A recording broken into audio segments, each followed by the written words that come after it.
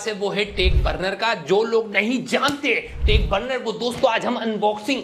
Take burner एक tech YouTuber है जिसके मिलियंस में सब्सक्राइबर्स है, काफी पॉपुलर है इंडिया में। मैं उसकी पहले काफी सारी वीडियोस देख चुका हूँ, अच्छा यूट्यूबर है, लेकिन उसको फिर चुल मची कि क्यों ना मैं एक बिजनेसमैन बन जाऊं, मैं खुद का एक प्रोडक्ट बनाऊं। और उसने बनाई है एक घड़ी जिसकी वैल्यू है 7,000, जो उसके हिसाब से बहुत ही बढ़िया है। और अगर आप उसकी वॉच को ऐसे नहीं बोलते हो कि बहुत ही बढ़िया है, तो फिर वो आपके चैनल पे स्ट्राइक मार रहा है, आई मीन लीगल नोटिस दे रहा है। टोटल मिला के बात ये कि टेक बर्नर सालों से अपनी एक वॉच पे काम कर रहा है जिसका नाम उसने रखा है एनार्क वॉच। बहुत ही पब्लिसिटी की है, मतलब सालों से वो रेगुलर इस टॉपिक को ना हिटेड रखता था कि मैं कुछ प्रोडक्ट ला रहा हूँ। फिर एक आता है कि भैया मैं घड़ी ला रहा हूँ। फिर एक आता है कि हम तो बहुत इमोशनली हो चुके हैं, इसके पीछे हमने बहुत मेहनत कर दी है, पता नहीं चलेगी कि नहीं चलेगी, सिंपैथी ले लेते हैं ताकि और ज्यादा बिक जाए। हालांकि ये चीज उसने खुद ने एक्सेप्ट की है कि इमोशनल मार्केटिंग इस प्रोजेक्ट में हुई है। इमोशनल मार्केटिंग जिनको नहीं पता, इमोशनल मार्केटिंग तुम कह सकते हो कि पेट्रियोटिज्म, भावना को मिला दो, गरीबी को मिला दो। यार हम डेप्थ में आ गए इस प्रोडक्ट के लिए और ये बहुत हमने आपके लिए किया है। ये पूरा इंडिया बेस्ड इंडियन वॉच है, ये पूरी इस तरीके की चीजें उन्होंने यूज की मार्केटिंग में, जो कि मेरे हिसाब से गलत नहीं है। इंदौर में काफी सारे सीईओ हैं जो मेरे दोस्त हैं, मैं उनके साथ उठता बैठता हूँ, तो मुझे पता है कि मार्केटिंग के अंदर क्या होता है कि तुम ना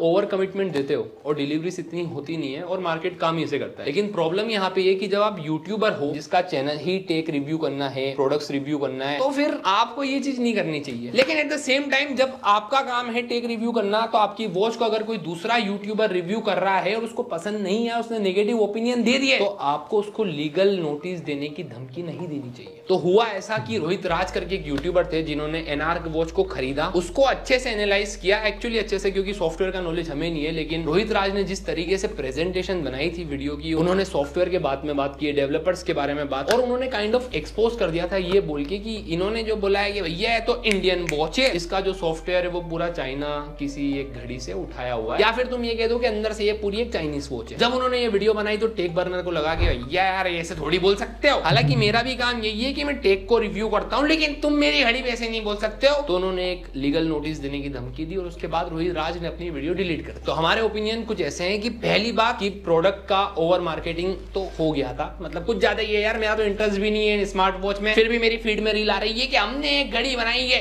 1 करोड़ एक दिन में हमने बेच, मतलब इस तरीके की रीलें बहुत ज्यादा ही, इन्होंने मार्केटिंग कुछ ज्यादा ही की। दूसरी बात ये, जब आपका पहला प्रोडक्ट है तो आपको फेलियर के लिए भी रेडी होना चाहिए। जरूरी नहीं है कि एक दिन में ही आईफोन इतना ऊपर पहुंच गया, एप्पल प्रोडक्ट इतना ऊपर पहुंच गया, ऐसा नहीं होता है, धीरे धीरे ही होता है। ठीक है, लोग फीडबैक देते हैं, कुछ कंट्रोवर्सीज होती है, उसके बाद ब्रांड धीरे धीरे उन सब चीजों पर काम करके टॉप पे जाता है। बट इसका मतलब ये नहीं है कि आप सामने वाले किसी की वीडियो दबा दो, क्योंकि आपने जब लोगों से झूठ बोला, उनसे चीजें छुपाई, आपके प्रोडक्ट में बहुत सारी दिक्कत है। जब आप कोई एड बना रहे हैं, ठीक है, तो आपके इसमें ही दिख रहा है कि आपकी घड़ी 200+% चार्ज हो रही है। थोड़े मोटे ग्लिचेस, प्रॉब्लम हर चीज में होती है और इसके लिए ऑडियंस आपको माफ भी कर देती है, लेकिन आप जब उनसे झूठ बोलते हो तो आप एज अ बिजनेसमैन तो फेल हो गए। लेकिन जो काम आपने सालों साल किया, जिसकी वजह से आप टेक बर्नर बने, यूट्यूब प्लेटफॉर्म ने आपको इजाजत दी कि भैया हाँ आप कोई भी प्रोडक्ट खरीदो, उसके ऊपर अपना रिव्यू दो, एंड सेम चीज अगर किसी ने आपकी वॉच के साथ की और आपने उसके ऊपर लीगल नोटिस दिया या आपने उसको डराया, धमकाया, उसकी वीडियो डिलीट करी, तो आपने अपनी इमेज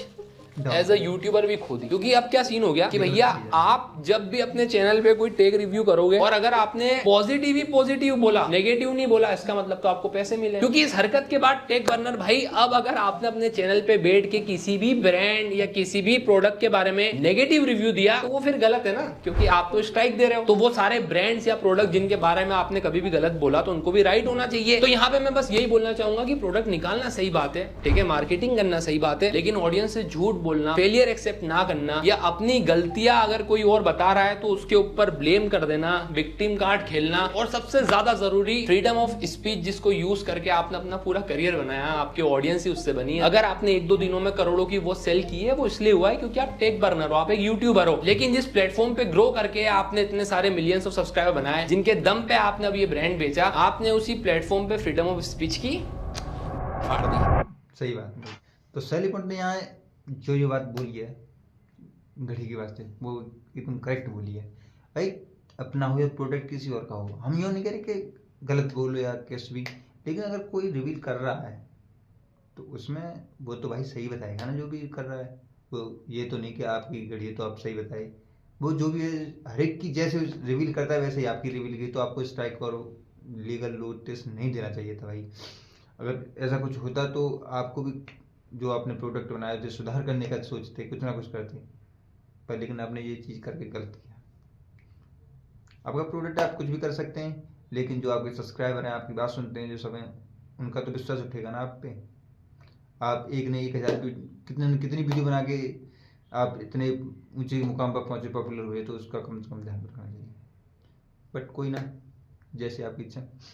तो चलते हैं नेक्स्ट वीडियो, फिर ज़रूर नेक्स्ट वीडियो फिर लेके आते हैं। जय हिंद, राम राम, जय भारत।